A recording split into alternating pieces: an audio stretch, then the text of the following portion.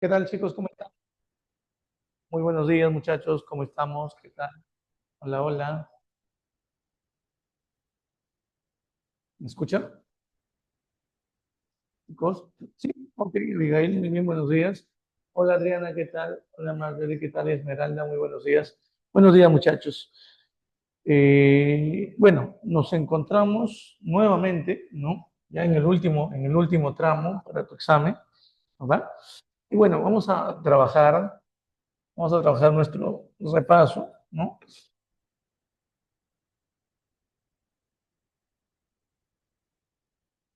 Y bueno, vamos a trabajar algunos temas.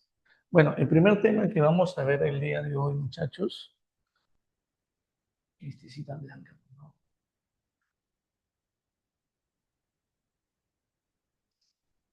El primer tema que vamos a trabajar, ¿cuál es? A ver, dime, apóyame con eso. ¿Cuál es el primer tema? ¿Bien? ¿Cuál viene a ser el primer tema? Vamos, ayúdame. ¿Cuál es? Teoría de la historia. Teoría de la historia. ¿Ya? Teoría de la historia. Muy bien, yo te hago una pregunta. Ah, excelente, muy bien, excelente, excelente, claro. Es teoría de la historia, prehistoria y hominización. Eso es lo que vamos a trabajar, excelente. Muy bien. Entonces, empecemos. ¿Sí? ¿Estamos bien, chicos? Chicos, a ver. Semana uno, semana dos, 12.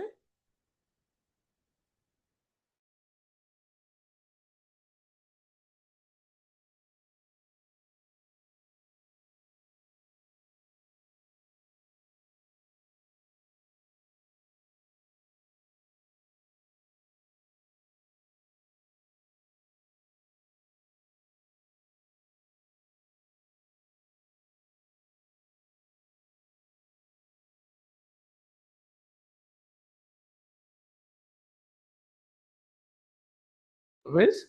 ¿Ya ves? Muy bien, ya, no, muy bien Álvaro, gracias, la salvaste. Oncenio nos toca, hoy es HU, hoy Oncenio, regímenes totalitarios, ¿no? Muy bien, ahí está. Sí, vamos a poner por aquí entonces. ¿Sí? Dime, María Pía, dime, vamos. Claro, los regímenes totalitarios. Muy bien, eso vamos a colocar entonces. Vamos a poner por aquí gobiernos o regímenes totalitarios. Ah, sí, muy bien. Ahí, entiendo. Este no es tuyo. Ah, ya, gracias. Ahorita lo traigo. Gobiernos totalitarios. Totalitarios. Ya, esos son los gobiernos totalitarios. Dime, ¿con qué otro nombre puedo denominar a este periodo de gobierno?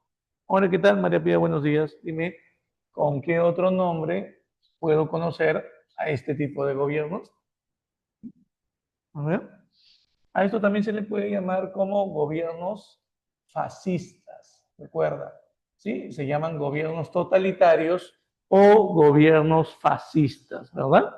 Ahora, quiero que por favor te concentres, quiero que eleves tu que al máximo y me digas, el fascismo empezó como una ideología y luego llegó a ser una forma de gobierno. Pero si te pregunto yo, ¿en contra de qué ideología surge el fascismo?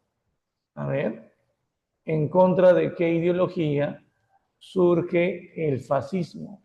Ujú. A ver. Vamos, tú puedes, vamos, dime.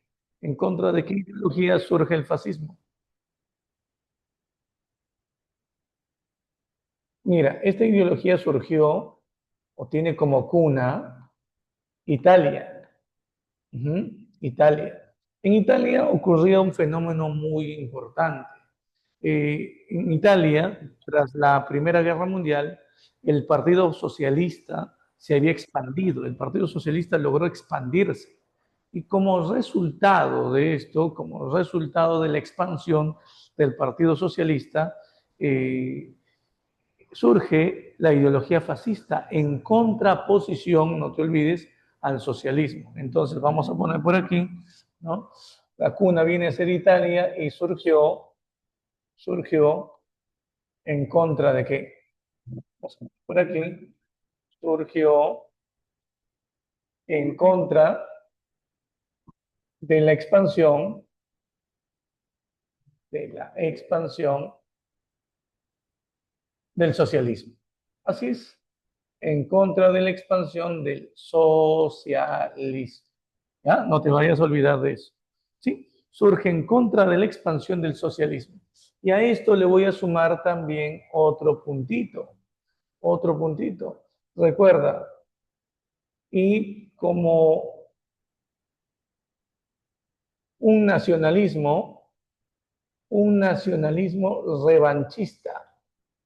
Revanchista. A ver, yo te hago una pregunta. ¿Por qué decimos que el fascismo surge como un nacionalismo revanchista? ¿Por qué es revanchista? Lo que pasa es que Italia había tenido una participación un poquito cambiante, recuerda, durante la Primera Guerra Mundial. ¿Por qué digo cambiante? ¿Tú te acuerdas a qué bloque pertenecía inicialmente Italia? ¿Te acuerdas en la etapa de la paz armada a qué bloque pertenecía Italia? A ver, coméntame. Chicos, los leo, vamos. A ver. Italia formaba parte en un inicio de la Triple Alianza. Muy bien, Libia, excelente. Luego de la Triple Alianza se termina pasando ¿a qué? A la neutralidad. Recuerda que se declara neutral y luego se cambia de bando. Recuerda, luego se cambia de bando. Y es importante, por ejemplo, es importante también, chicos, señalar que Italia pasa al mando de la Triple Entente, que después se va a denominar, recuerda, el bloque de los países aliados. Italia estuvo en el bando vencedor, en el bando ganador, pero a Italia no se le terminó, ojo, a Italia no se le terminó entregando los territorios fronterizos con Austria-Hungría que se le había prometido. Recuerda, Francia, Inglaterra les habían hecho esa promesa a los italianos y no se le cumplió. Al no cumplir, surge justamente el fascismo como una idea de revancha debido a que Italia había logrado una victoria, pero solo honorífica, más no una victoria con gloria, ¿no? Así es. Excelente, Livia, muy bien, excelente. Así es. Ahora, por otro lado, también es importante señalar que el fascismo, como te había dicho, era es una ideología anticomunista. Está en contra de las ideas comunistas. Por lo tanto, el fascismo niega, ojo con esto, niega la llamada lucha de qué? Lucha de clases. Ojo, niega la lucha de clases que había planteado Marx. Así es. Por otro lado, también es importante señalar que el fascismo es una ideología antidemocrática. Antidemocrática. Y también podemos decir que es una ideología anti, antiliberal. Yo te hago una pregunta. ¿El fascismo también es una ideología unipartidista? Profe, unipartidista, sí. Porque, por ejemplo, en los estados fascistas, si bien es cierto, se permitían la práctica de elecciones, en esas elecciones solamente participaba un partido político. ¿Cuál es ese único partido político que siempre se presentaba en las elecciones? La respuesta sería, ese único partido político que siempre se presentaba en las elecciones era el partido fascista. Por ejemplo, ¿cómo se denomina el partido fascista en Alemania? A ver, coméntame, ¿cómo se denomina el partido fascista en Italia? En Alemania, partido nazi. En Italia, simplemente, muy bien, partido fascista. Y en España, muy bien, Andrea, en España, dime qué nombre toma. En España también hay un partido fascista llamado el falangismo. La falange española es el nombre de ese partido. Muy bien. Ahora, por otro lado, también es importante, por ejemplo, señalar que el fascismo es una ideología que busca el totalitarismo. Profe, ¿por qué dice totalitarista? Porque para el fascismo el poder se encuentra en manos de qué? Del Estado. Y el Estado va a imponer su autoridad va a estar sobre la autoridad de, ¿qué? De los individuos. Por lo tanto, en los gobiernos fascistas no se terminan caracterizando por la defensa de los derechos de los individuos, sino más bien se caracteriza, ¿por qué? Se caracteriza por que todo el control del gobierno esté en manos del Estado. Profe, entonces en un Estado fascista fácilmente se vulneraban los derechos de la población, obvio que sí. Así es, no existían garantías constitucionales, se vulneraban estos derechos, así es. Porque el fascismo llega a España si este era neutral. Neutral a que Libia, neutral a la Segunda Guerra Mundial, pero el fascismo llegó antes de la Segunda Guerra Mundial. La pregunta debería ser, ¿por qué España fue neutral si era un Estado fascista? Entonces, si esa es la pregunta, lo que pasa es que Franco toma la decisión de no intervenir en la Segunda Guerra Mundial. Y al no intervenir, al mantenerse neutral, eso permite que el fascismo pueda sobrevivir en España por varios años después de la Segunda Guerra Mundial. Así es. Ahora, por otro lado, también es importante señalar que el fascismo es una ideología también promovida por qué clase social. A ver, razona, piensa. Si yo te dije que el fascismo está en contra del socialismo, el socialismo defiende los derechos de quién? Del obrero, ¿verdad? Claro, si el socialismo defiende los derechos del obrero, entonces el fascismo que se opone al socialismo va a estar en contra de los derechos del obrero, por lo tanto va a estar a favor de qué? Dime, va a estar a favor de qué? Dime, ¿a favor de qué? De la clase burguesa. Por lo tanto, vamos a ver por aquí, esta es una ideología burguesa, no te olvides, es una ideología burguesa. Por ahí dice Livia, profe, ¿por qué el fascismo llega a España? Si era neutral en la Primera Guerra Mundial, España también era neutral. Claro, España era un país neutral en la Primera Guerra Mundial, también Livia. Así es. Así es. Ahora, por otro lado, también recuerda que en el fascismo se da una exaltación de los líderes. No te olvides que los líderes fascistas eran muy, pero muy carismáticos. No te olvides. Sí, eran líderes muy, pero muy carismáticos. Así es, exaltación de líderes que son carismáticos. Por ejemplo, en Alemania, ¿quién era el líder del nazismo alemán? ¿Te acuerdas tú? Dime, coméntame. ¿Quién era el líder del nazismo alemán? ¿Te acuerdas? La figura de un personaje llamado Adolfo Hitler. Así es, excelente Campos, Livia, muy bien Carla, muy bien Andrea. Hitler, así es. ¿Y qué te llamaba la atención de Hitler? Fíjate que era chiquito, sí, y era histriónico, no te olvides. Sí, se exaltaba demasiado y sus bigotitos tal vez. Claro, es un líder carismático, pero si nos vamos a Italia, Benito Mussolini no era tan carismático como Hitler, pero también se exaltaba la figura del líder. ¿Por qué? Porque en los estados donde se va a desarrollar este tipo de gobiernos totalitaristas o fascistas, los líderes, muchachos, eran vistos como los mesías, como los salvadores de la nación, no te vayas a olvidar. Líderes carismáticos o en todo caso eran vistos como que, vistos como, vistos como los salvadores, ¿sí? Los salvadores de la nación. Los salvadores de la nación. No te vayas a olvidar. ¿Ya? Así es. Muy bien. El líder del fascismo en España, Andrea, muy buena pregunta, se llama Francisco Franco. Él es el líder. A ver, vamos a otro punto, chicos. Vamos a hablar también de el fascismo desarrollado en Italia. ¿Se acuerda que aquí en Italia, al fascismo se le conoce con ese nombre, fascismo, ¿sí? Así es. Se le va a llamar de esa forma, fascismo, no te vayas a olvidar. Sí, se le llama así, fascismo.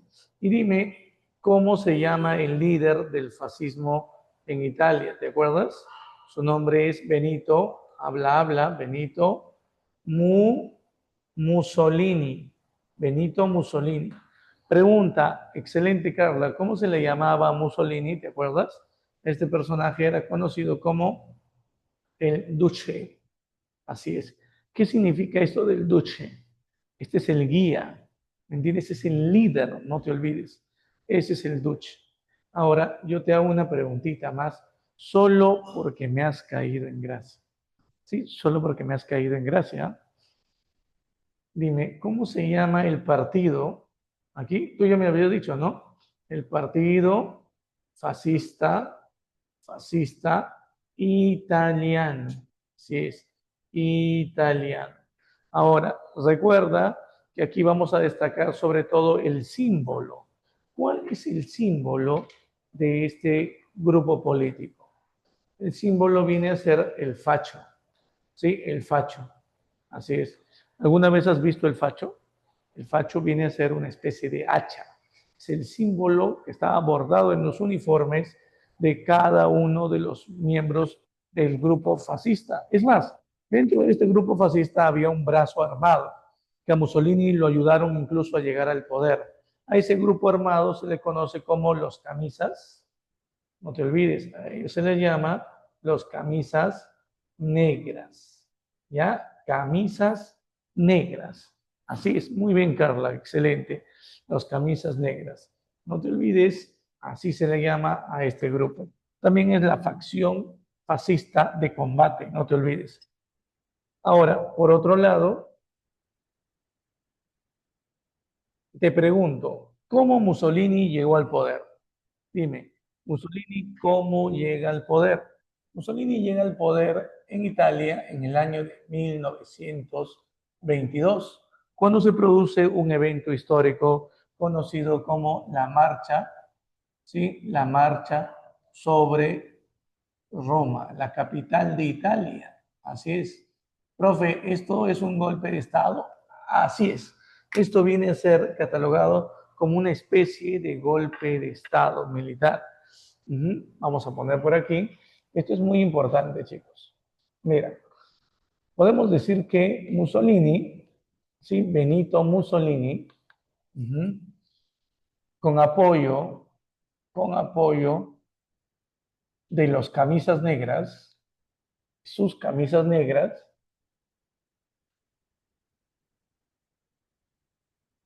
tomó el poder, tomó el poder, tomó el poder,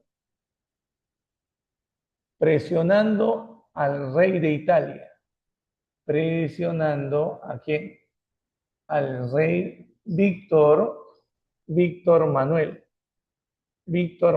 profe, el cantante, no, Víctor Manuel III, así es. Prácticamente lo que hace Mussolini, muchachos, es dirigirse y tomar el control del gobierno por la fuerza. El rey Víctor Manuel termina reconociendo a Mussolini como jefe de gobierno, como jefe de Estado, no te olvides. Ahora, hay que recordar un poquito más, ¿no? Italia. Recuerda que Italia surgió a mediados del siglo XIX, tras un proceso largo llamado la unificación italiana. Te pregunto, antes, cuántos estados integraban Italia? ¿Te acuerdas? Hubo 7 estados, ¿sí? Hubo 7 estados que integraban Italia. 7 reinos, ¿ya? No te vayas a olvidar. Estaba el reino, por ejemplo, de Cerdeña y Piamonte, el reino de Toscana, Palermo, Parma, el reino de las 2 Sicilias y los estados pontificios. ¿Qué pasó? El rey de Cerdeña y Piamonte, Víctor Manuel II, apoyado por un hombre llamado Giuseppe Garibaldi, decidieron unificar la península italiana. Sí, se produce la unificación de Italia. Y hay que decir algo muy importante. De los 7 estados, solo 6 de ellos aceptaron el proceso de la unificación. hubo un Estado que se opuso a esta unificación. Dime, ¿cuál es ese Estado? Vamos. ¿Cómo se llama el Estado italiano que no aceptó la unificación de Italia? A ver, ¿quién me dice? ¿Cómo se llama?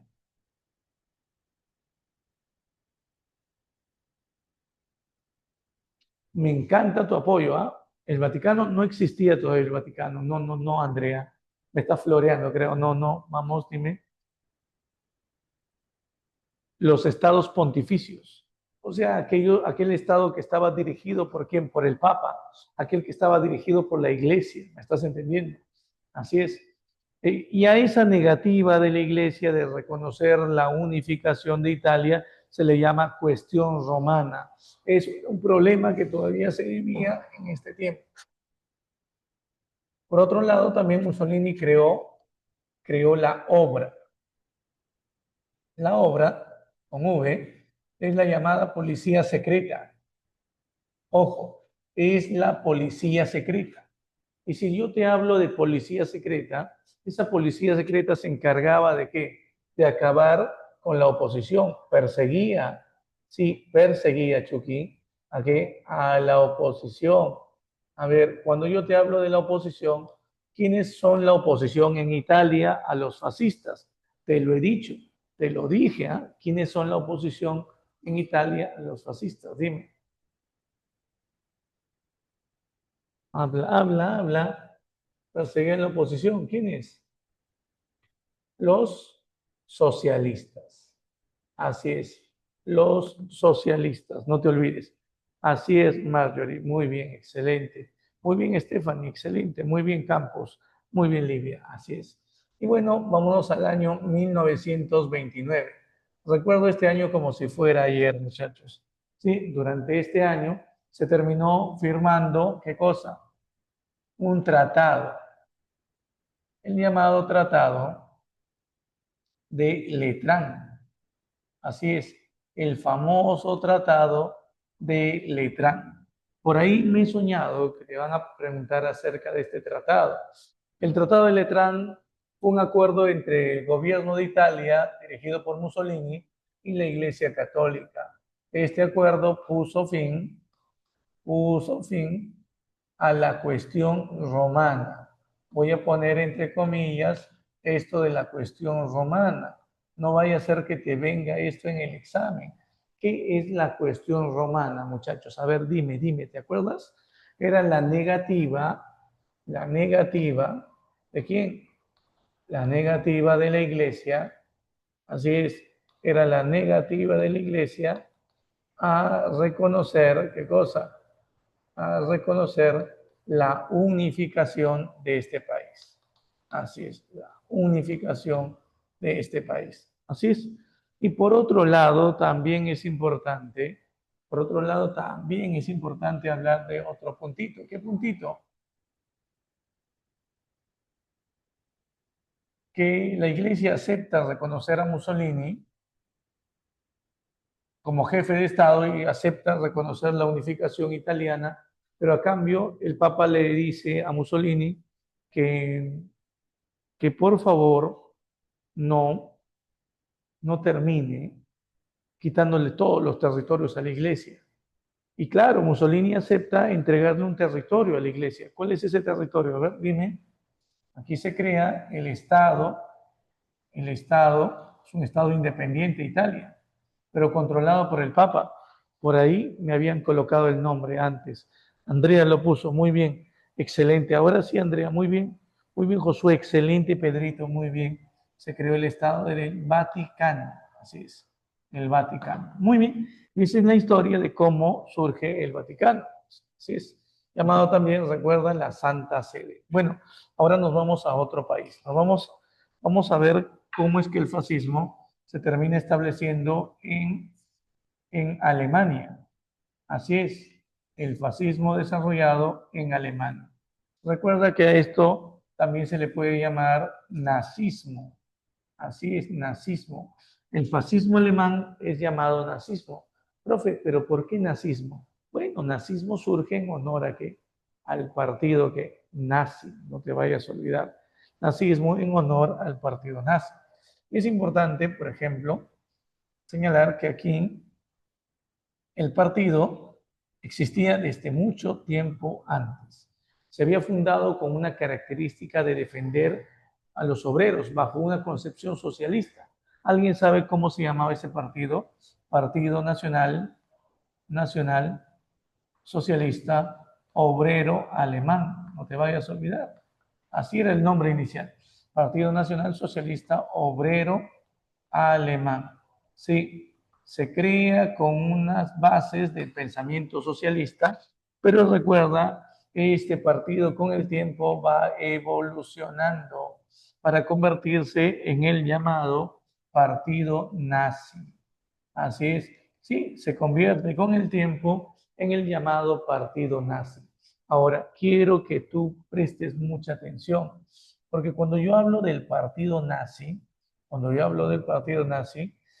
aquí, por ejemplo, podría yo señalar que aparece con el pasar del tiempo la figura de un líder, Adolfo Hitler. Así es. ¿Te acuerdas? Dime, Chucky, Tiffany, Anabel, Brittany, Kimberly, dime cómo lo conocían a Hitler dentro de ese partido. Vamos, dime. ¿Cómo se le conoció? A él se le conocía como el guía, el líder. Y en alemán a esto se le llamaba como el Führer, no te olvides. Así es, el Führer. Así es, Pedrito, muy bien, excelente. Ahora, recuerda que Hitler y antes de llegar al poder y antes de integrar el partido nazi, Hitler quería ser pintor, soñaba con ser pintor. Es más, este personaje postuló a la Escuela de Bellas Artes de Viena, la capital de Austria. Era austriaco de nacimiento, no es alemana, es austriaco, pero llegó a gobernar Alemania. Pero en la Escuela de Bellas Artes no lo aceptaron, no alcanzó una vacante, disculpa, no alcanzó una vacante para estudiar ahí. Así es. Uh-huh. Claro que sí, Livia. Y sabes, al no lograr estudiar en la Escuela de Bellas Artes, se metió al ejército como voluntario durante la Primera Guerra Mundial y luchó en las trincheras como cabo, imagínate.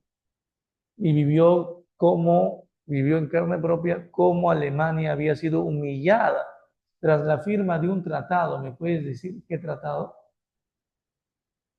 Dime, ¿qué tratado? Excelente. Verdún, no, Olivia. Tratado muy bien, Andrea. Muy bien, Manuel. Muy bien, Josué. En Tratado de Versalles. Y claro, Hitler siempre manifestó en sus discursos nacionalistas que los culpables de que Alemania hubiera sido eh,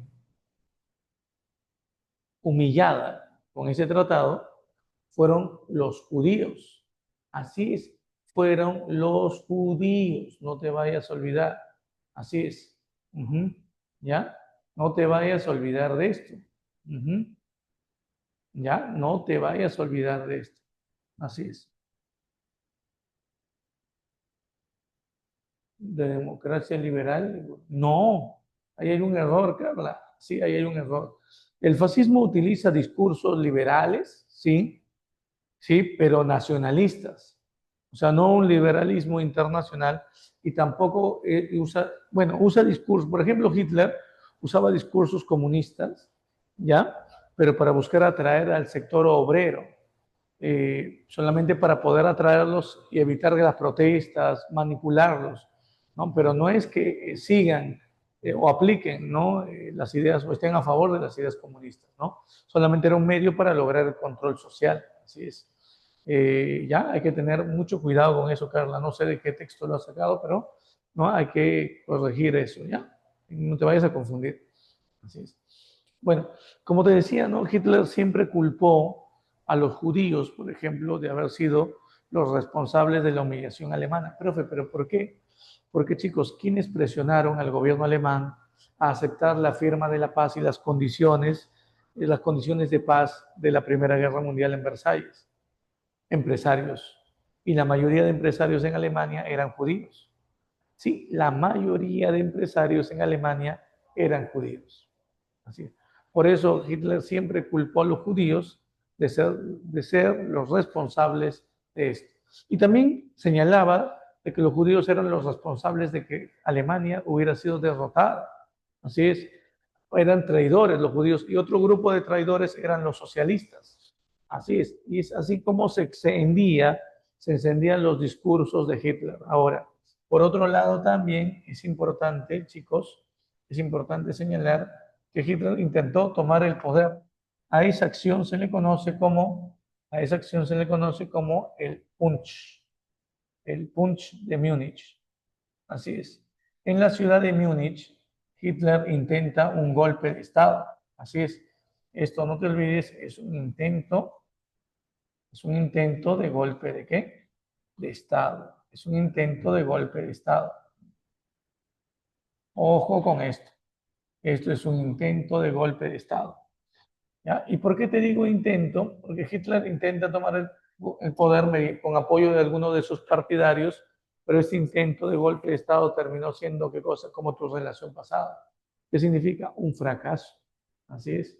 Al fracasar, fracasó y fue encarcelado. Así es. Fue encarcelado. Y en prisión escribió un texto. No te olvides. Sí, él va a redactar, él va a escribir en prisión su mayor obra. ¿Cuál es? Escribió su obra Mi lucha o Mein Kampf en alemán. Así es. La pregunta, chicos, sería, ¿en qué consiste la obra Mi lucha? La obra Mi lucha, no te vayas a olvidar, habla, por ejemplo, de la idea de la superioridad racial. Habla de la superioridad racial. Ojo, habla de la superioridad racial. ¿De quiénes? De los arios. Aria. Cuando yo hablo de arios, ¿quiénes son los arios? Son los blancos. Hitler decía de que la población blanca, la población aria, es, es la población que está destinada a dominar el mundo. Y los arios son austriacos, y los arios son los alemanes. Así es. Incluso hablaba de la idea del pangermanismo. Profe, ¿qué se entiende por pangermanismo? Cuando nosotros hablamos de pangermanismo, chicos, significa que Hitler buscaba unir o integrar a todos los alemanes del mundo, no te olvides. Profe Jimmy, unir a todos los alemanes del mundo, así es. Y también impulsó una idea, la idea de la conquista del espacio vital, ¿sí? La conquista del espacio vital. ¿Qué cosa era el espacio vital para Hitler? El espacio vital era aquel territorio que Alemania sí o sí tenía que conquistar.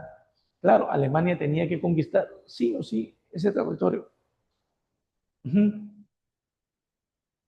¿Por qué? Porque en el espacio vital el imperio alemán obtendría ¿qué cosa?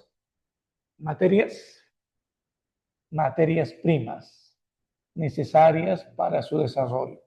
Así es. Profe, entonces lo que estoy entendiendo es que esta idea de la conquista del espacio vital fue una justificación que usaron los nazis para expandirse. Así es. Porque hay que entender, muchachos, que, que lo que Hitler impulsa con esto es un imperialismo.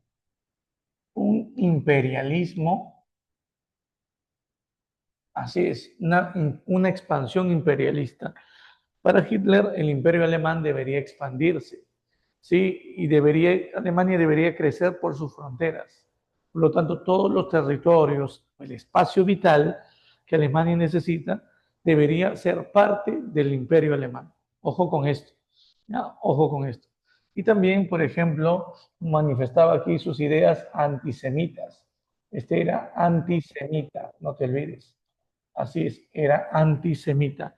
¿Qué significa antisemita, chicos? Que despreciaba a la población semita. ¿Y quiénes son los semitas? Dímelo, ahora sí, dime, ¿quiénes? Los judíos. Recuerda que los culpaba de traidores y de ser los responsables de haber obligado al gobierno alemán a aceptar las condiciones de paz del Tratado de Versalles. Ahora, yo te hago una pregunta. ¿Mussolini también fue antisemita? Dime, ¿sí o no?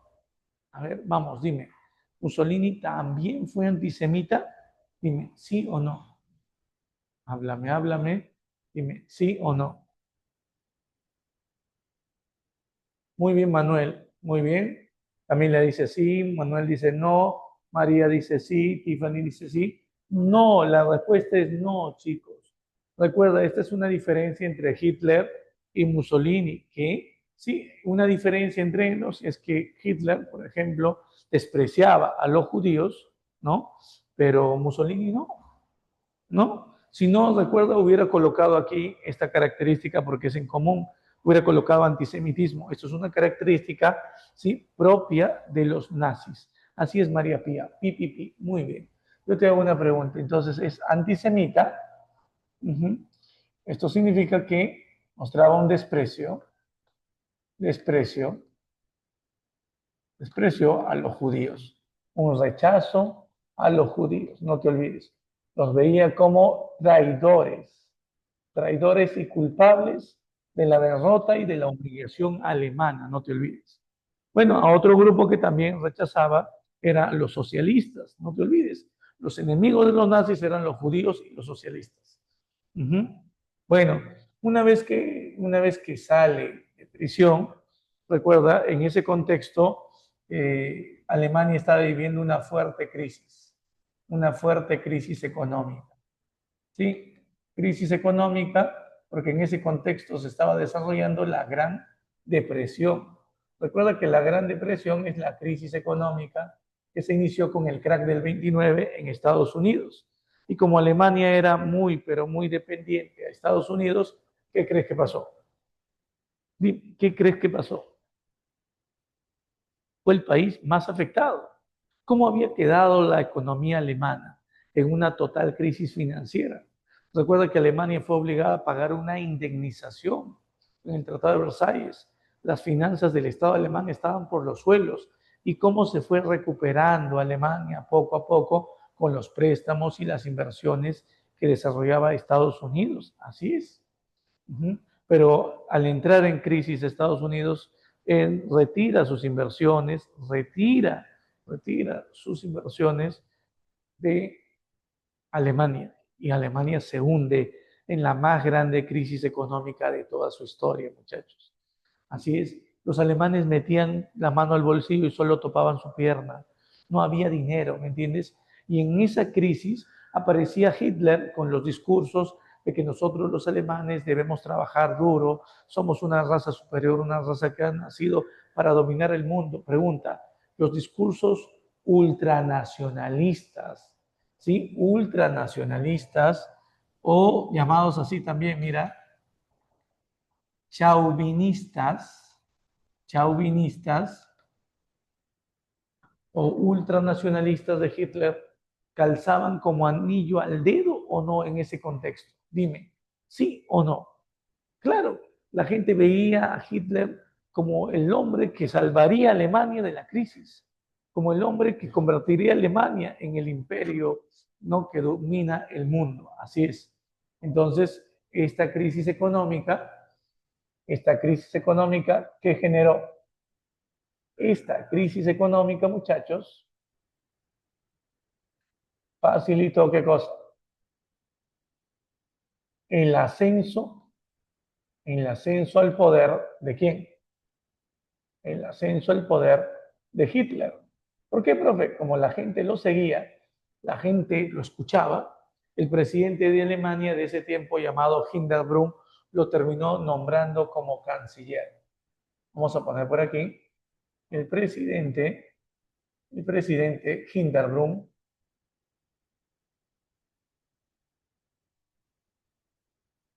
lo nombró a Hitler como canciller, así es. Lo nombró canciller, muchachos, así es. Y unos meses después el presidente Hindenburg muere y Hitler se queda como único jefe, imagínate. Así es como él llegó al gobierno. Ahora, una vez en el poder, ocurre un hecho conocido como el incendio, el incendio del Reichstag. El Reichstag es el parlamento alemán, el incendio del parlamento alemán, entonces. Ahora, hay algo que debemos tener en cuenta nosotros aquí, profe, que cuando yo hablo, por ejemplo, del Reichstag o del Parlamento alemán, el incendio fue provocado. Cuando la Gestapo, por cierto, ¿qué cosa es la Gestapo? La Gestapo es la policía, no te olvides, es la policía secreta alemana, la policía secreta.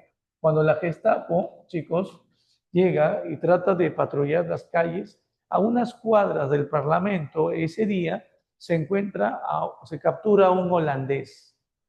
Ese holandés tenía una mochila y en esa mochila había explosivos. Entonces lo acusaron a él de ser uno de los responsables del incendio del Parlamento. Pero cuando encontraron sus documentos, no solamente encontraron el documento de su nacionalidad holandesa, sino también encontraron, ¿me entiendes? Sí, encontraron eso, apunta, apunta, apunta. Ya entendiste, ¿no? Ya entendiste qué significaba eso, ¿no?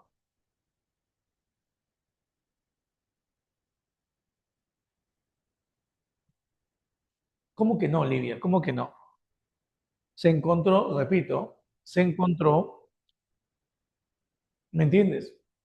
Eso, se encontró un carnet de, del Partido Socialista.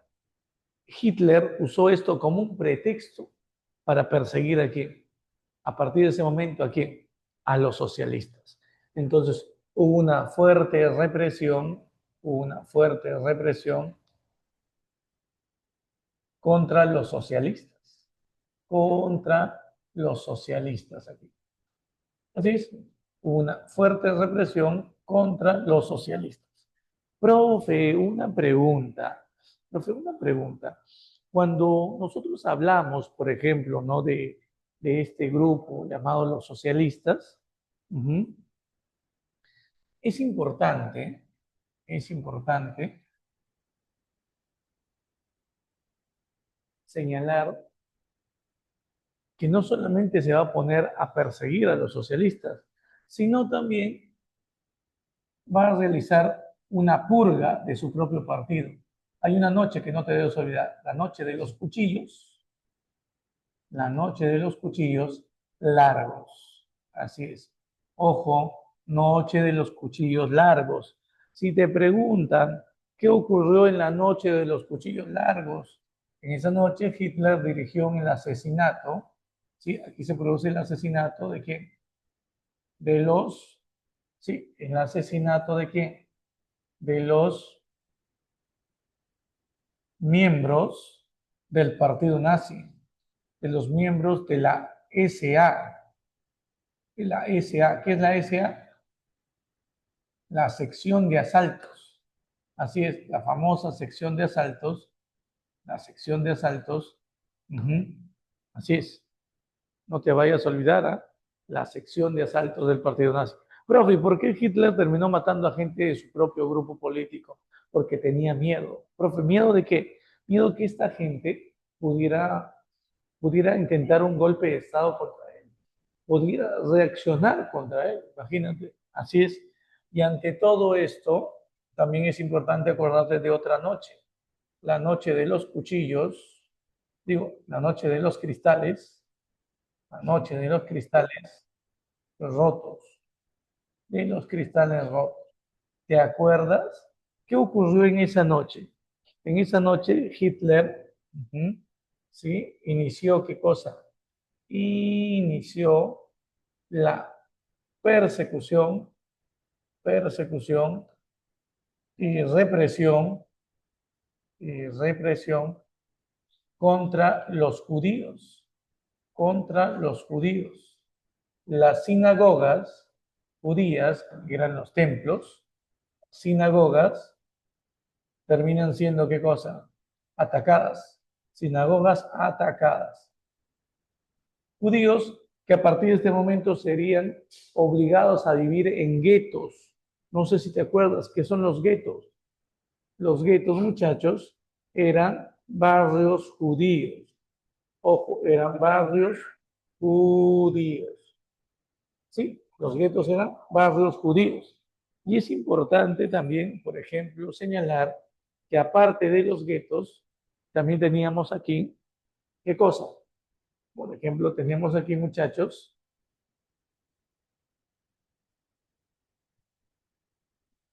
los campos. Dos tipos de campos, no te olvides. Los campos de exterminio, exterminio, donde obviamente los eliminaba. Así es. Un ratito, chicos. Creo que se ha quedado atracado los mensajes. Por favor. ¿Sí? A ver. Ah, gracias. Ok, Carla dice. Ah, claro, Carla, obvio, debe decir lo opuesto. Yo ya decía, ¿qué libro será? Se equivocaba el profe que ha hecho el libro. Pero bueno, así es. Andrea, ¿y las SS qué significa? Muy bien, Andrea, es una buena pregunta. Las SS significan la sección de seguridad del partido nazi. Significan significan los miembros de la élite, los que protegían a Hitler, no te olvides, así es.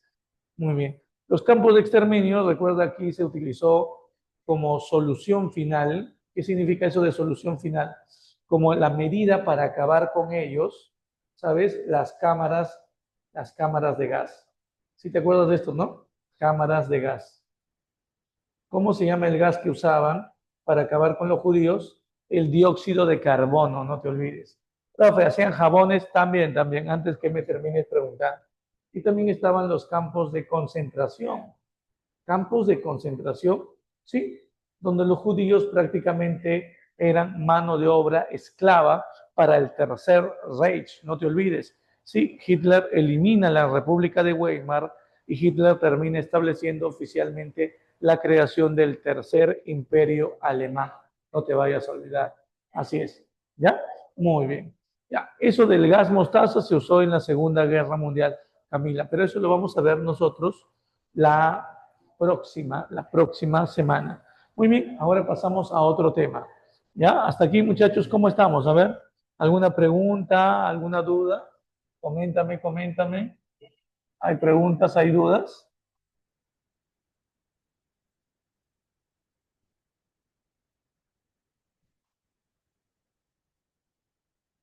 ¿Todo bien? Ok, Tiffany. Ok, María Pía, derrame por ahora. ¿Cómo no me digas eso? Josué, todo bien, dice Alejandro, todo bien. Camila, ¿todo bien? Ok, ok, muchachos. Por favor, hablen, ¿ah? Hablen. Si tienes alguna duda, me avisas. Después no quiero, ¿no? No quiero caritas tristes, ¿no? Pi, ¿no? Alguien que empieza con pi su nombre, le gusta decir eso, pi. Muy bien. A ver, Marjorie dice todo claro. Pero me podría volver a explicar lo de los cuchillos largos. Ok, Livia. Ok, Livia. Eh, ok, Carla, muy bien. Livia, muy bien, te explico. En la noche con cuchillos largos, Hitler terminó eliminando a los miembros de su propio partido, del partido nazi, a los miembros de la SA, la sección de asaltos. ¿Por qué? Porque Hitler tenía miedo de que un grupo de ellos que tenían más tiempo en el partido, que lo conocían desde que Hitler empezó su participación en el partido, pudieran, ¿qué cosa? Acabar con él. Así es. Por eso los exterminó. Así es. Ahora vamos a otro punto que es importante. Tenemos que hablar de la gran depresión, ¿ya? ¿Sí? Gran depresión. Profe, una pregunta, ¿cómo que gran depresión? Sí, gran depresión. ¿Y este periodo va de qué año a qué año? 1929 a 1933. Recuerda que ambos temas están dentro de una etapa comprendida entre el final de la Primera Guerra Mundial y el inicio de la Segunda. A esa etapa, Chucky, Tiffany, Annabel, Brittany, Kimberly, Freddy, se llama Entre Guerras, no te olvides. Así es, Entre Guerras. Ahora, quiero que me digas, en primer lugar, ¿qué es la Gran Depresión? A ver, yo digo algo, tú me vas a decir verdadero o falso, ¿ya? Fue la crisis económica capitalista más grande de toda la historia. A ver, dime, ¿sí o no? Habla, ¿sí o no? ¿Verdadero? Verdadero, dice por ahí María Pía, Campos dice sí, Livia dice sí, excelente, Stephanie sí, Mario le dice sí, Muy bien. Déjenme decirles, chicas, déjenme decirles que es incorrecto. Es falso, porque la mayor crisis del sistema capitalista no fue esta, sino la crisis del año 2008, la llamada crisis inmobiliaria, tema de la última semana de clases. Así es, la llamada crisis hipotecaria o inmobiliaria, no te olvides. Bueno, pi, ¿no? Muy bien, pi, ya, llora, llora, llora. No importa, equivócate aquí, pero claro, vale el intento, obvio que sí, María Pía, pero en el examen no te quiero ver así, pi. Ahora sí, normal, estamos preparando. Vamos al concepto. ¿Qué cosa es entonces? Fue entonces la primera gran crisis, ¿sí? Fue la primera gran crisis económica, económica del sistema capitalista. Así es, del sistema capitalista. Ojo, ojo con esto. Fue la primera gran crisis económica del sistema capitalista. Así es. ¿Ya? En el siglo, ¿en qué siglo? Siglo, no ciclo, habla en el siglo que siglo XX, no te olvides, en el siglo XX. ¿Estamos bien? ¿Sí? Muy bien, muy bien. Sigamos. Ahora vamos a analizar los antecedentes. Así es, analizamos ahora los antecedentes a esta crisis. Y cuando yo, por ejemplo, hablo de antecedentes, ¿sí? Cuando yo hablo de antecedentes, ¿qué significa? Vamos a analizar qué tal le fue a Estados Unidos después de terminada la Primera Guerra Mundial, muchachos. ¿Le fue bien? ¿Le fue mal? Dime, ¿cómo se encontraba Estados Unidos? ¿En una etapa de crisis, decadencia, o en una etapa de crecimiento económico? Vamos. Recuerda, hasta 1919, Inglaterra y Francia encabezaban la lista de los líderes o las potencias del mundo. Pero terminada la Primera Guerra Mundial, hay nuevas potencias. Una de ellas, ¿cuál es? Una de ellas viene a ser Estados Unidos y la otra Japón.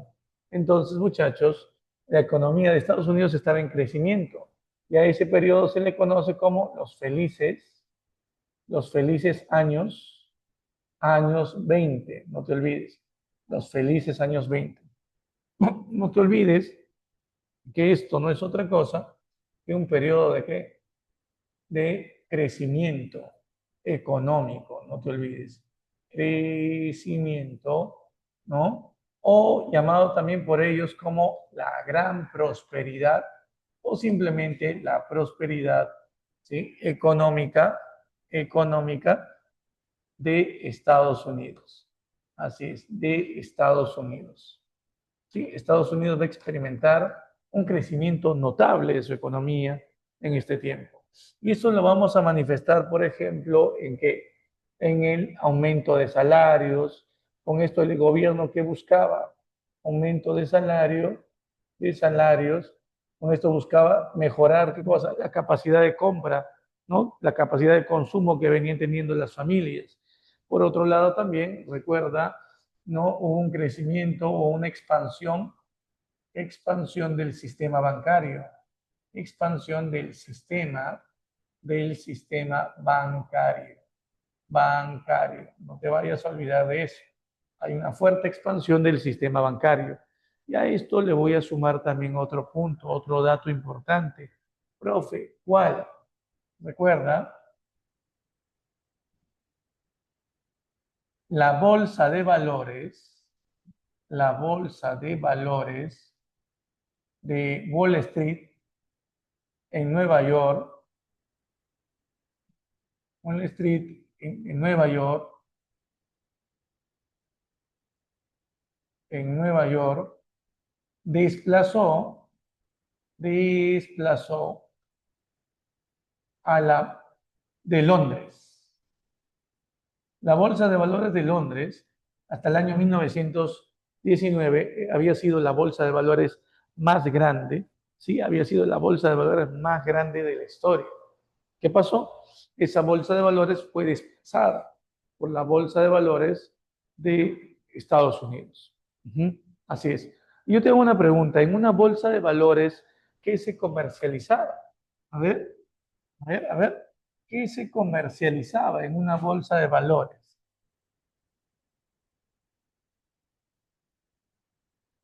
¿No? Tú lo sabes por economía, vamos. ¿Qué se comercializa en una bolsa de valores? Acciones, chicos, acciones. Muy bien, Josué. Y una acción, no te olvides que viene a ser un título valor, bueno, un documento que acredita que tú eres propietario de una empresa en una cierta parte, ¿no? Que tú eres propietario parcialmente de una empresa. Eso viene a ser una acción.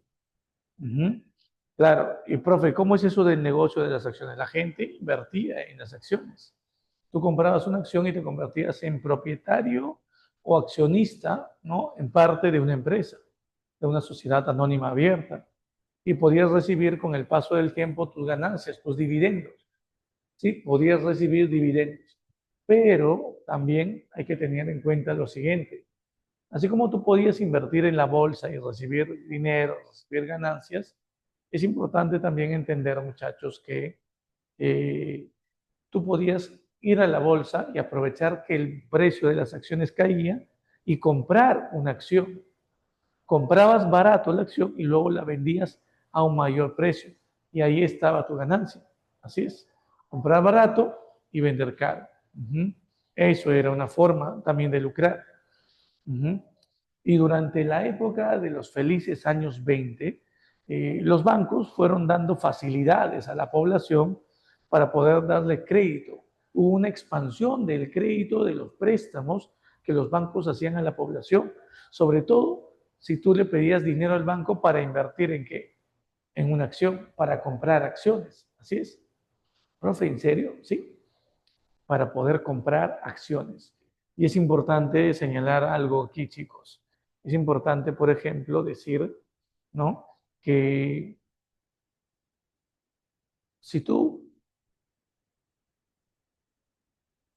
podías tener esa facilidad de crédito, profe, y los bancos no se arriesgaban, pero los bancos decían, si la persona, por ejemplo, si Chichita no me termina pagando la deuda, ¿no? Entonces yo me quedo con sus acciones. Al final, vendo las acciones y recupero mi dinero. Así es. Entonces, todo eso se dio en este contexto. Ahora, veamos. ¿Y cuáles son las causas entonces de esta crisis? Vamos con la primera causa, sería la sobreproducción de bienes, la sobreproducción de bienes en las empresas. En las empresas de Estados Unidos, en las empresas de Estados Unidos hubo una sobreproducción de bienes. ¿Qué significa eso? Que las empresas producían más bienes de lo que la gente quería y podía comprar. Ojo, producían más bienes de lo que la gente quería y podía comprar. Y yo te hago una pregunta. Si producían más bienes de lo que la gente quería y podía comprar, entonces, ¿eso qué significa? ¿Que hay un equilibrio o un desequilibrio en el mercado? Dime tú. Es un desequilibrio. ¿Por qué? Porque la oferta de bienes terminó superando a qué? A la demanda de estos bienes.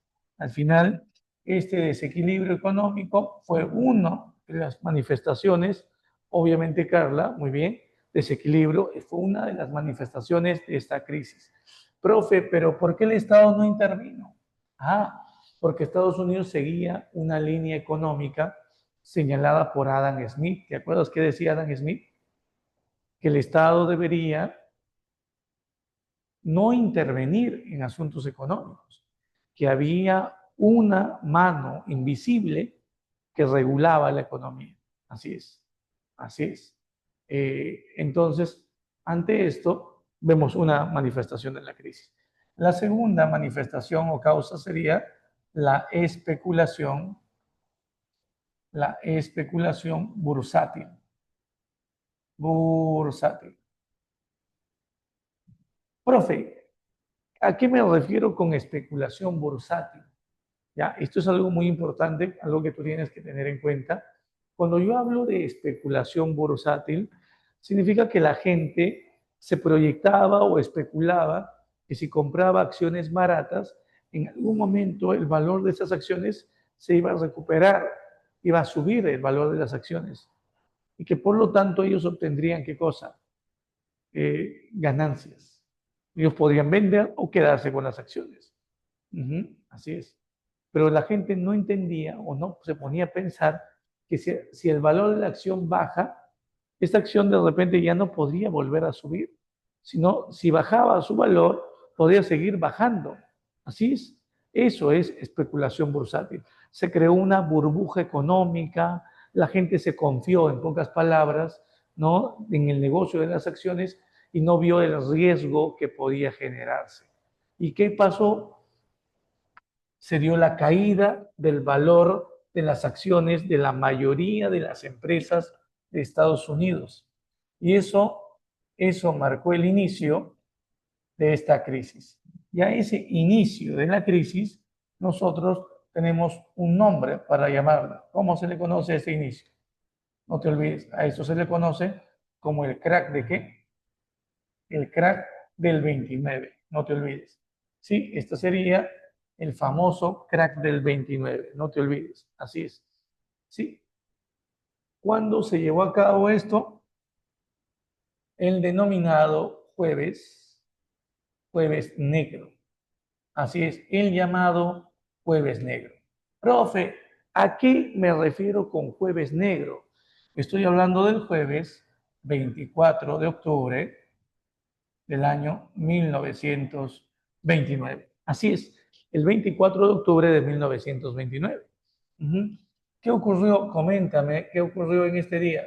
Se dio la quiebra, se dio la quiebra de la bolsa, de la bolsa de valores, de la bolsa de valores de Wall Street. No te vayas a olvidar, de Wall Street. ¿Dónde queda esto? Recuerda, en New York, no te olvides, en Nueva York. Así es. Así es. Así es. Pamasachu ñaguare haki masillo maten yawi pachatuaina, chicos. ¿Sí? Así es. ¿Sí? Así es, María Pía, fue ese día. Así es. ¿Cómo que qué? Significa, hasta aquí, chicos, ¿se está entendiendo en la clase? Dime, ¿sí o no? A ver. ¿Sí? Ajá. Ok, ok, muy bien, ok, excelente, excelente, muy bien. Ahora dime, ¿esto va a traer consecuencias o no en Estados Unidos? Claro, esto trajo consecuencias en Estados Unidos. Profe, ¿qué consecuencias va a traer? A ver, si yo te digo que el valor de las acciones cae, ¿eso qué significa? Que estas empresas, ¿cómo están? Están en pérdida económica. ¿Sabes qué pasó? La bolsa no abrió el viernes ni tampoco el sábado, el lunes. Anunciaron que el día siguiente, el martes, abriría la bolsa. Y cuando la gente va a ver el valor de las acciones en la bolsa el día martes, resultaba que el valor de las acciones que habían caído para el día jueves ahora se encontraban aún más bajas. Por lo tanto, este martes también fue llamado el martes negro. Pero dime, ¿qué significa que el valor de las acciones cae? Significa que se había dado, ¿qué cosa? La quiebra de qué? La quiebra de qué? La quiebra de empresas. No te olvides. Sí, se había producido la quiebra de empresas. Así es, algo muy importante, algo que debes tener en cuenta tú. Así como quiebran las empresas, ¿eso qué significa? Que esto genera un incremento de qué? Hay un incremento del desempleo. La gente se queda sin chamba, chicos. Y si la gente se queda sin trabajo, si la gente se queda sin trabajo, esto trae como consecuencia a que la gente salga a las calles a buscar trabajo. Iban vestidos de terno, con camisas y corbatas, con un letrero en su cuello que decía profesor de historia. Así es, ¿me estás entendiendo? Abogado, contador, ¿me entiendes? ¿Sí? Zapatero, carpintero, ¿me están entendiendo? Hay fotografías de este tiempo donde se muestra la gente en las calles buscando trabajo. Pero yo te hago una pregunta, si la gente no tiene trabajo, ¿va a poder hacerse responsable y pagar la deuda a los bancos?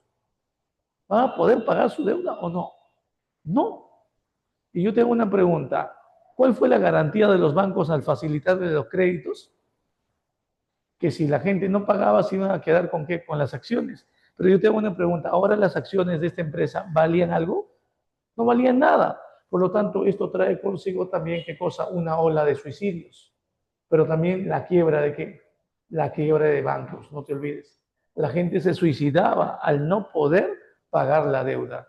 Y también, no te olvides, hubo muchas protestas, muchas huelgas. ¿Contra quién? Contra el gobierno de Hoover, contra el gobierno de Herbert Hoover. Así es, de Hoover. Así es, muchachos. El presidente Herbert Hoover recibe todo este cargamontón. Yo te hago una pregunta, al final, ¿qué tuvo que hacer Herbert Hoover? Renunciar a su cargo de presidente. Bueno, necesitas copiar algo, necesitas tomarle foto, por favor, tómale foto, ¿sí? Tómale foto a esto. ¿Me avisas, me avisas?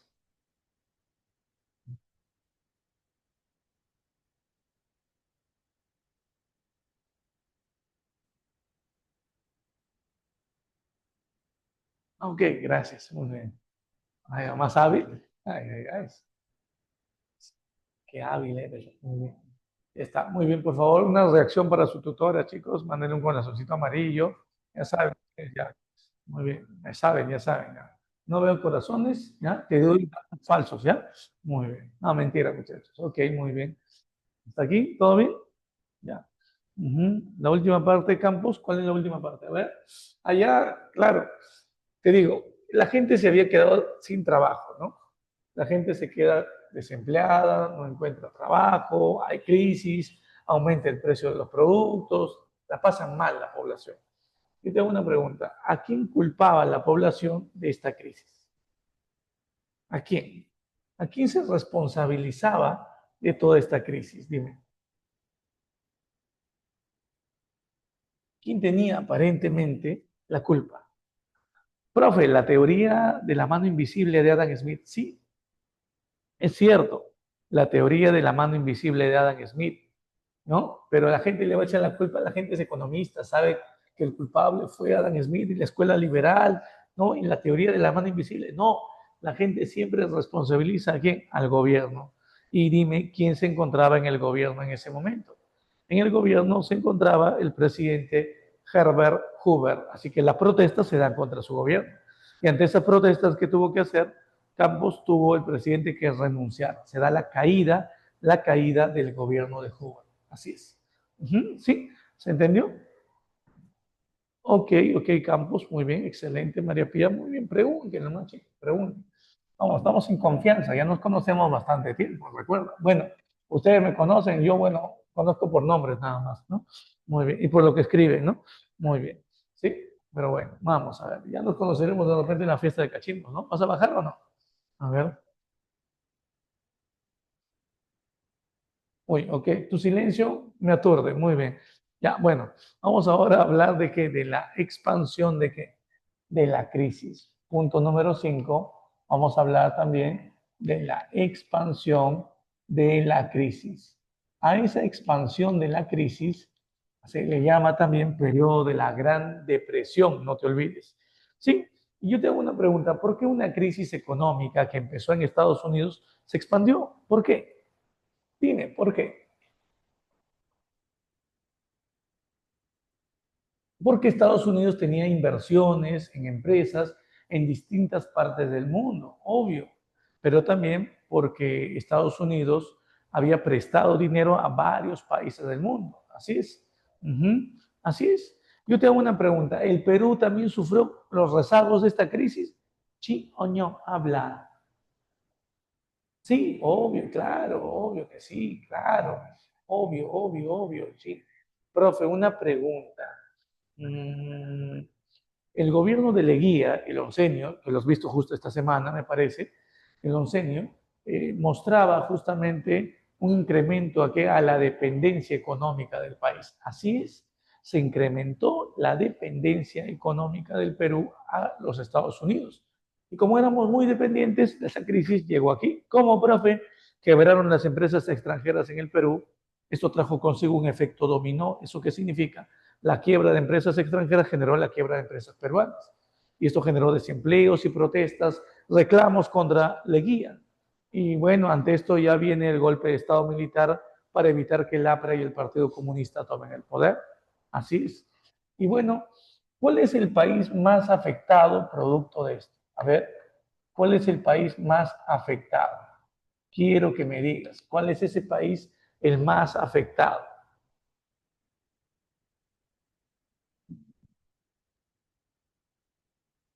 A ver, ¿cuál es el país más afectado?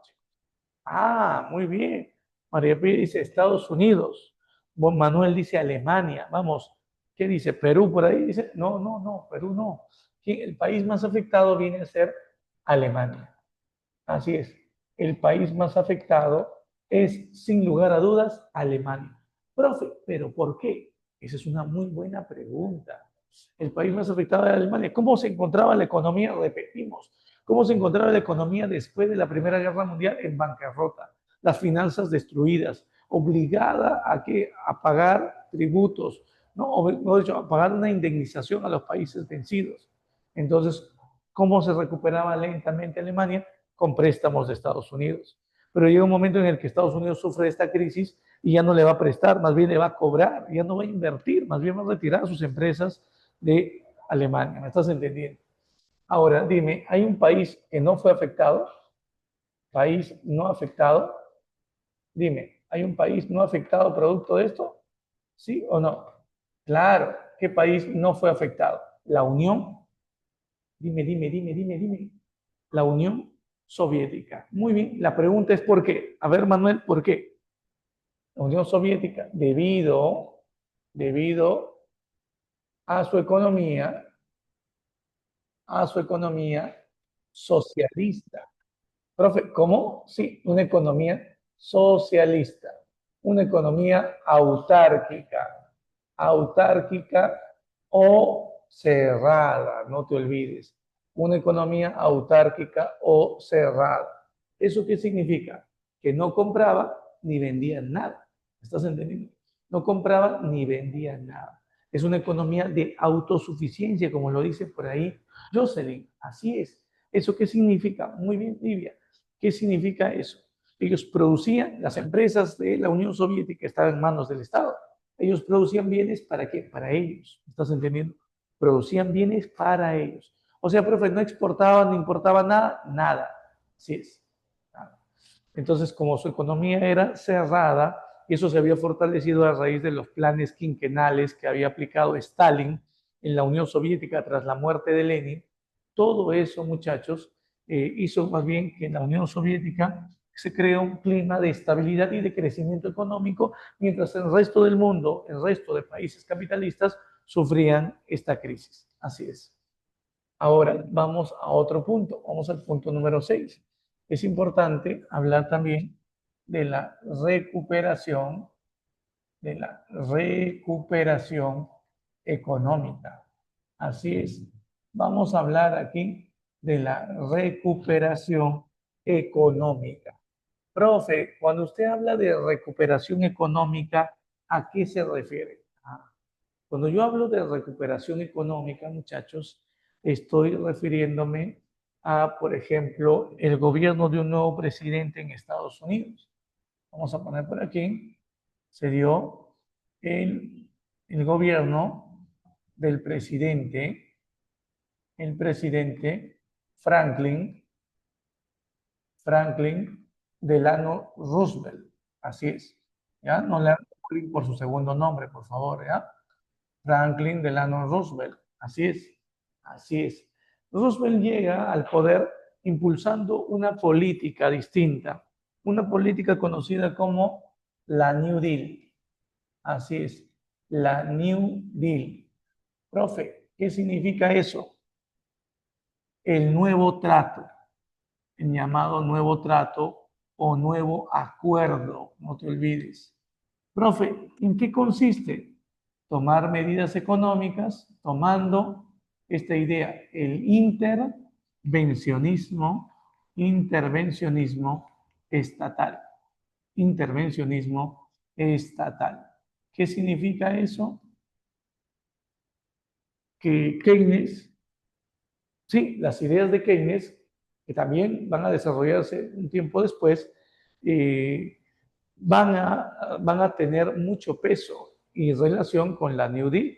¿Te acuerdas que decía John Maynard Keynes, este economista? Que el Estado debería intervenir de forma activa en la economía para regularla, ¿no? Así es, esas ideas van a ser la base de esto. Ahora, ¿en qué reformas se terminan aplicando durante este tiempo?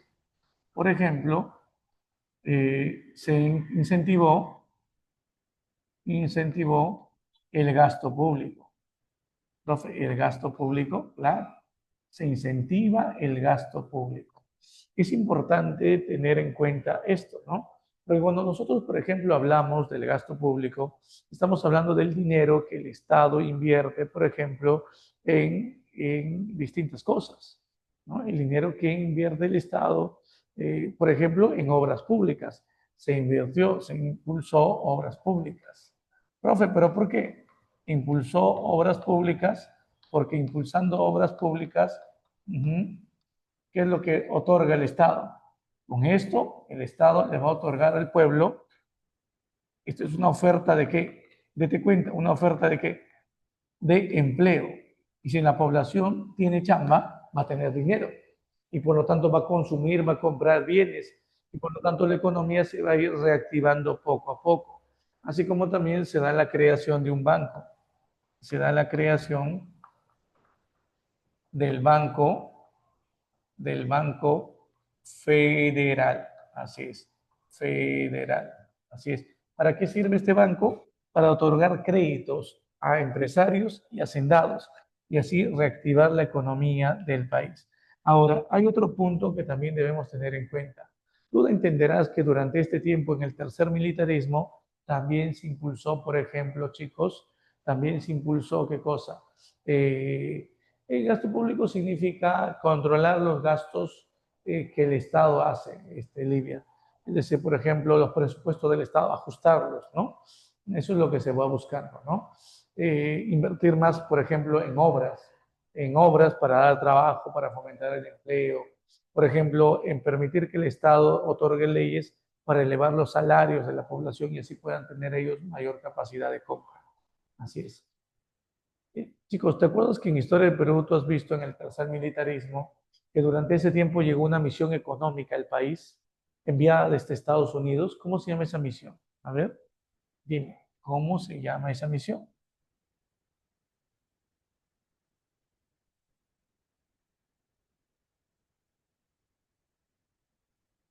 A ver, nada.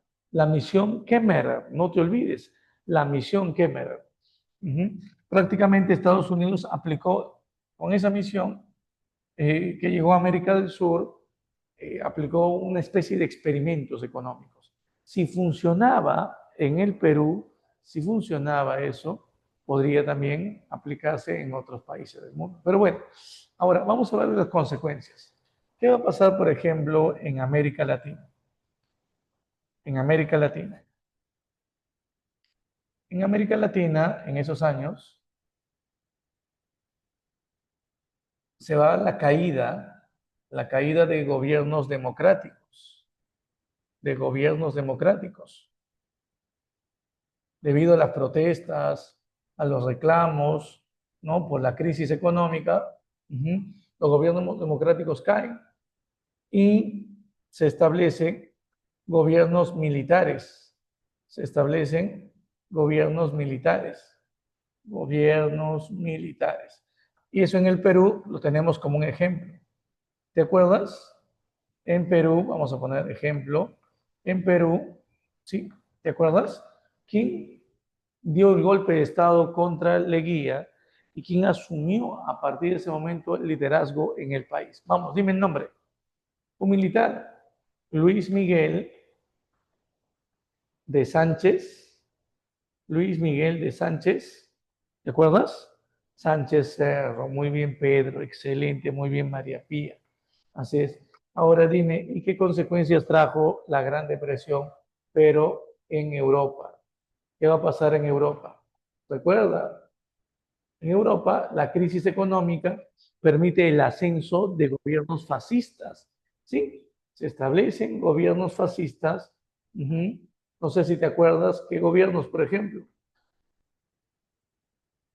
Italia ya había sido un país fascista desde el año 22, desde la llamada Marcha sobre Roma, que lo hemos visto por aquí. Pero, por ejemplo, tenemos el caso de Hitler. Así es, ¿dónde? En Alemania. ¿No? Y el caso de qué personaje en España, ¿te acuerdas? El caso de Francisco Franco, líder de la llamada Falange Española. Él llega al poder tras una guerra civil en España, la Guerra Civil Española, en el año 1939. Así es. Bueno, chicos, con eso estaríamos terminando, ¿no?, la parte teórica. Vamos a pasar a ver la parte práctica, ¿sí? ¿Me das un minutito, por favor?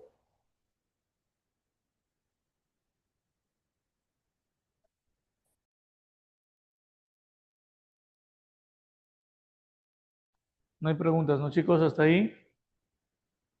A ver.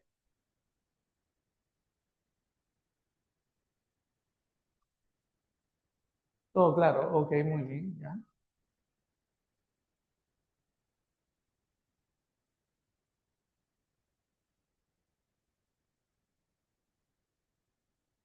Muy bien.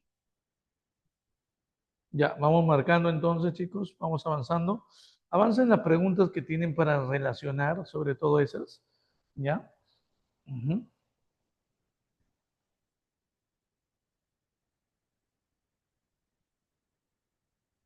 Ah, gracias, María Pía.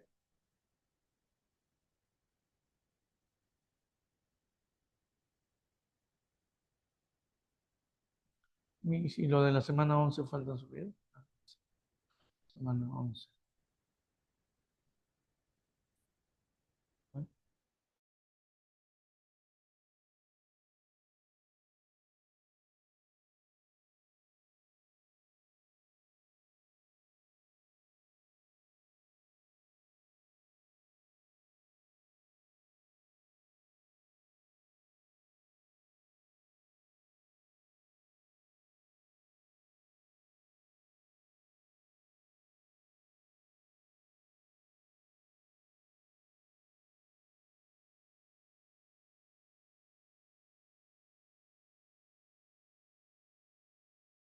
¿Ya? ¿Ya? Listo, muy bien. ¿Estamos listos? Ya, vamos empezando con la número uno, ¿te parece? Ya. A ver, la pregunta número uno dice, en el periodo posterior a la Primera Guerra Mundial, Italia vivió un clima de agitación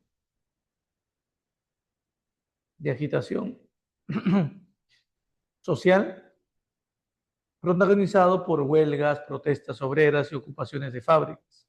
Ante la incapacidad del Estado para controlar estas movilizaciones, algunos sectores recurrieron a formas de organización armada al margen del sistema legal. En este contexto, ¿qué característica tuvo el surgimiento de las milicias fascistas?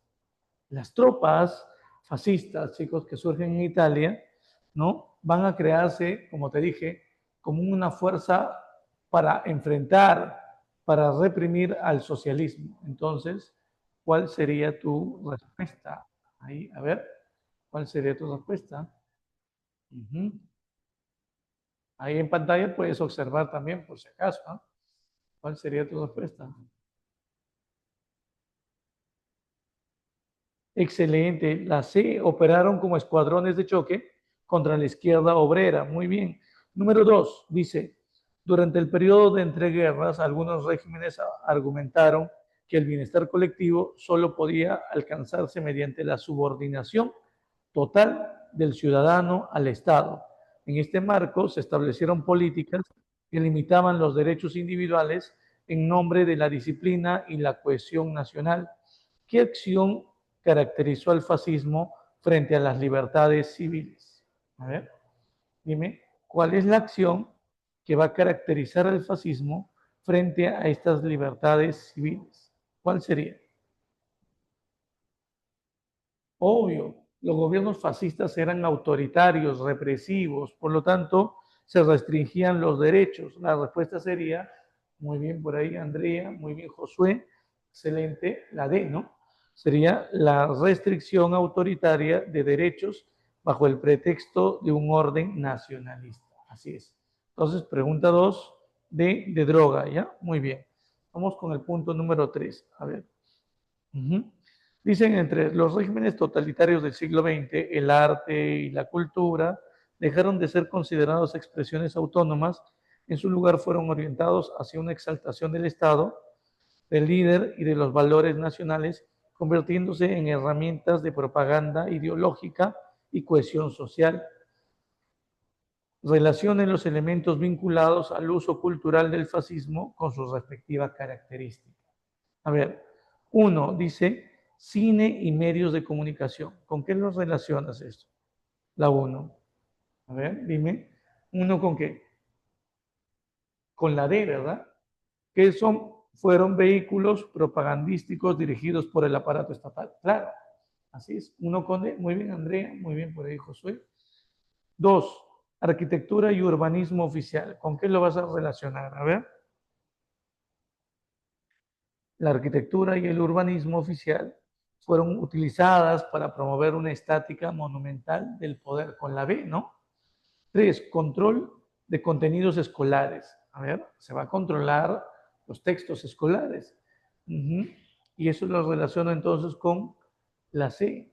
Se enseñaba, por ejemplo, en los colegios también obediencia, nacionalismo y disciplina como valores cívicos. 3C. 4. Culto a los símbolos patrios. Esto va a estar relacionado a la glorificación de la figura del líder carismático y del imperialismo por parte del Estado. ¿Cuál es la clave? Sería 1D, la B, ¿no? 1D, 2B, 3C y 4A, ¿verdad? Muy bien. Marquemos entonces en la 3, B de besito. Ya está, besito, muy bien. Muy bien. Ahora nos vamos a la pregunta número 4. La pregunta 4 tiene la pregunta está al final, dice, ¿qué vínculo internacional estableció el régimen fascista como parte de su política exterior? A ver, Mussolini y Alemania, chicos, llegarían a firmar un acuerdo, una alianza. Está, mira, el llamado Pacto de Acero. El Pacto de Acero es una alianza que va a dar origen al eje, el eje Berlín-Roma, ¿no? Por lo tanto, ¿cuál sería la clave? A ver, ¿cuál sería la clave? La B, ¿verdad? Claro, B, así es. La respuesta en la número, muy bien, Andrea. La respuesta en la número 4 sería la B. Profe, en la 5, mira lo que nos dice. Después de la Primera Guerra Mundial, Alemania enfrentó una profunda crisis económica que afectó la vida cotidiana de millones de ciudadanos. La situación se agravó con el incumplimiento de pagos de reparaciones de guerra, lo que generó un colapso financiero sin precedentes en la historia contemporánea del país. En tal sentido, ¿qué fenómeno económico afectó gravemente a Alemania en el año 1923? Ok. Como resultado de la crisis de la posguerra. ¿Cuál sería tu respuesta? A ver. ¿Cuál sería tu respuesta a esa pregunta? La A ver, el congelamiento oficial de salarios públicos y el despido masivo. No, esa no es. La respuesta sería la pérdida de valor del marco alemán, la moneda de ese tiempo. Entonces se termina devaluando la moneda. ¿Cuál sería tu respuesta? La C, ¿verdad? Casita. Muy bien, Josué. Muy bien, María Pía. Muy bien, Stephanie. Muy bien, Andrea. Muy bien, Joseph. Número 6. Dice, la pregunta está al final. ¿Cuál fue una de las ideas centrales de Hitler que Hitler adoptó para ganar el apoyo de excombatientes de la Primera Guerra Mundial y de sectores nacionalistas radicales? Hitler sabe lo que dijo, hemos perdido, ¿por qué? Por la culpa de traidores. Hay que acabar con ellos. ¿Quiénes son los traidores? Los socialistas y los judíos. ¿Cuál es la clave entonces? Sería la C, ¿no? Difundir la tesis de la puñalada por la espalda, o sea, de la traición interna en Alemania. Sí, la clave es la C. Muy bien, María Pía, muy bien, Andrea. Vamos con la número 7, chicos. A ver, la pregunta está al final, dice, ¿qué característica definió al antisemitismo promovido por el nazismo en su etapa de consolidación política? A ver, ¿qué es el antisemitismo? Recuerda, es el rechazo, el desprecio de los judíos, ¿verdad? Uh-huh. ¿Y qué va a pasar con los judíos? Van a ser perseguidos, reprimidos y excluidos en la sociedad alemana. ¿Cuál sería la clave? Ya, a ver qué dice por ahí. El rechazo ocasional del judaísmo solo en espacios religiosos, no, en todo el país, no solo. Acuérdate, cada vez que veas solo, ten mucho cuidado. Eso parece un engaño, ¿no? Una mentira. Muy bien. ¿Cuál es la respuesta entonces? La D, la transformación del antisemitismo en una doctrina estatal y política de exclusión sistemática. Muy bien. Vamos con la pregunta número 8. Dice, ¿qué aspecto distinguió al nazismo frente al fascismo italiano respecto a la noción de raza? ¿Cuál sería tu respuesta?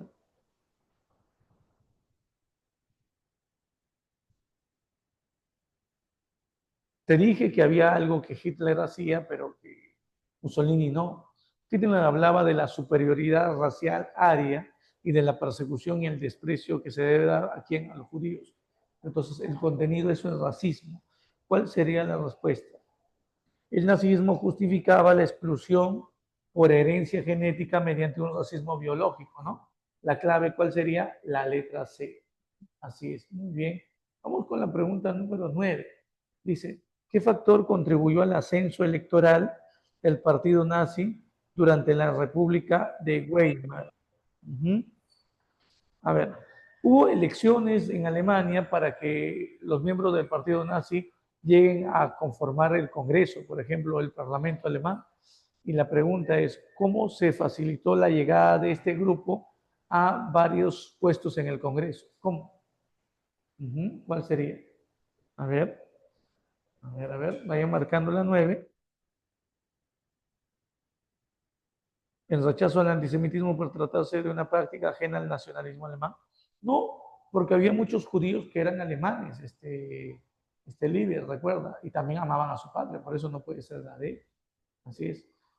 Es una cuestión racial, ¿no? Justificaba, al equipo decía de que los judíos no pueden dominar la economía alemana porque son una raza inferior a la aria, a la alemana.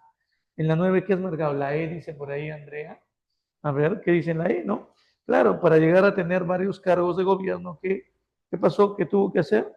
Propaganda masiva, la E sería la respuesta. Se usó mucho la propaganda y discursos emocionalmente dirigidos a las masas populares. Recuerda que Hitler trató de captar a quién, a los obreros, ¿no? A la población más pobre de Alemania. Número 10.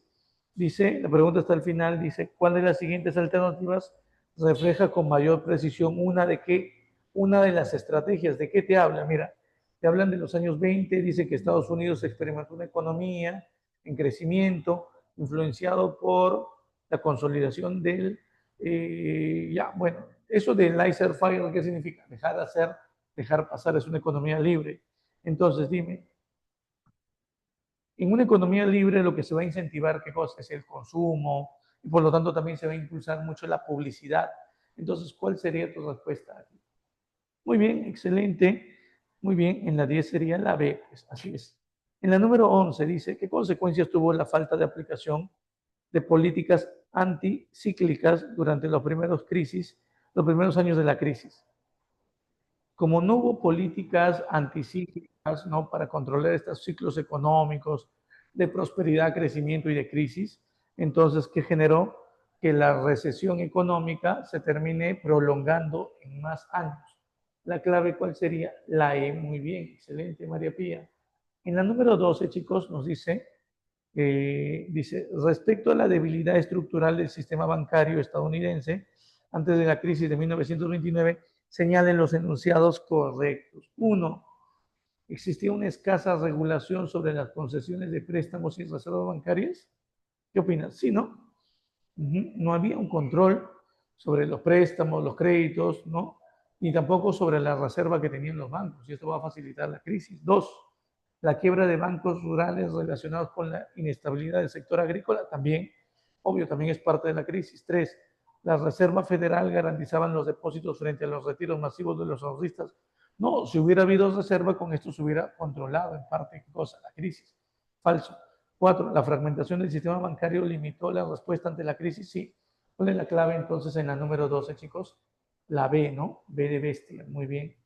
Número 13, dice, la pregunta está al final, dice, una consecuencia inmediata del desplome bursátil, o sea, del desplome, o sea, de la caída de la bolsa de valores sobre el empleo y las empresas, ¿cuál fue? Muchas empresas quebraron, ¿verdad? Cerraron, ya sean empresas, sobre todo empresas privadas.